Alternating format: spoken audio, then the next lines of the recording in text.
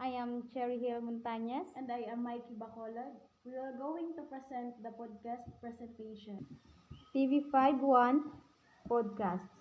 So the first question is, why it is important to centralize human rights in science, technology, and development? Even with their limitations, human rights are central to discussion on how science, technology, and development can promote human well-being. Human rights are also right to sustainability, serving to protect the poor and vulnerable from the excesses of market-driven science and technology. The question is, the article asserts that there is no universally accepted definition of a human being-based approach to science and technology. Why do you think so? So human rights are universal and inalienable. They are universal because everyone is born with and possesses the same right, regardless of where they live, their gender or race, or their religious, cultural, or ethnic background.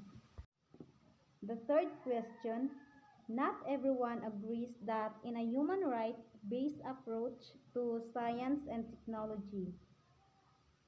A human right-based approach to science can ensure inclusive access to the benefit of scientific advancement, foster for the place of women's science, and guide the establishment of sound policies in ethical issues in science, innovation, and technology.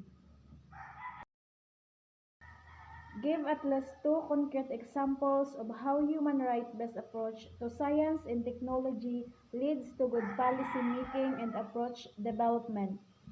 So the first one is technological advancement have empowered us to protect human rights by sharing our views with a larger audience. And the second one is we can protect our rights by being aware of the best security practices and practicing them.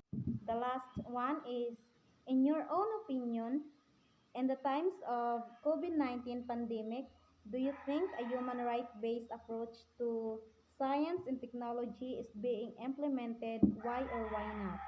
In my own opinion, during pandemic COVID-19, international human rights laws guarantees everyone the right to the highest attainable standard of health and obligate governments to take steps to prevent threats to public health and to provide medical care to those who need it.